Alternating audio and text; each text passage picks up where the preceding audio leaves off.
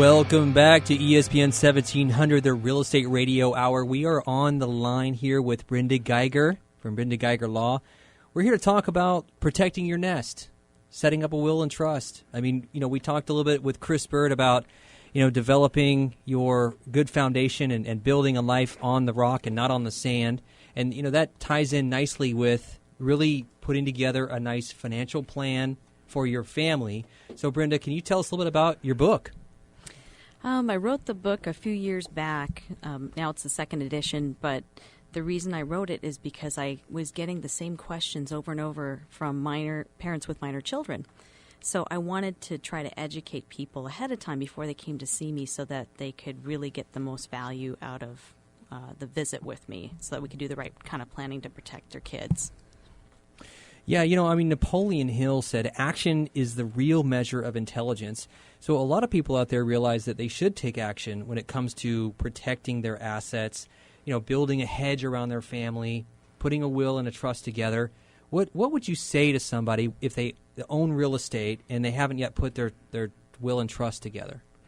I would advise them that is going to end up going through the probate process, and that may lead to inadvertent consequences.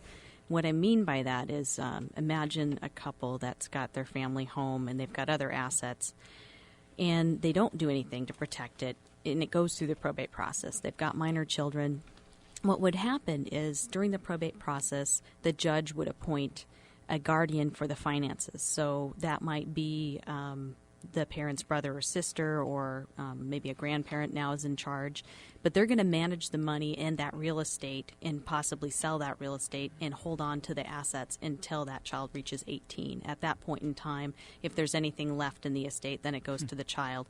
And I don't know about you, but I have 2 little kids, and I really wouldn't want them getting a big chunk of money at 18 because they really could harm themselves with that money. Well, if I was 18, I'd like to go back and get a big chunk of money. But I tend to agree with you when you say that because they'd probably blow it by the time they're 25. Yeah. Okay, so, when it comes to federal tax and avoiding, obviously, more taxes, what are some of the options when it comes to dealing with federal taxes in terms of the estate? Well, currently we have a $5 million exemption, and that is good till December 31st of this year. The gift exemption is also $5 million, and this is huge because a lot of people with larger estates could be making gifts, and it's actually indexed for inflation. So this year it's $5.12 million. So that's the lifetime amount that you can give away during your lifetime. That's presently what it is. It's going to revert to $1 million on January 1st. So people that have larger estates, that have maybe they have some real estate holdings, maybe they have a business that they want to transition to their adult children, this is a perfect opportunity to do that because you can get more out of the estate and not have to pay a tax, either on the gift tax or death tax. But that's going to expire at the end of this year.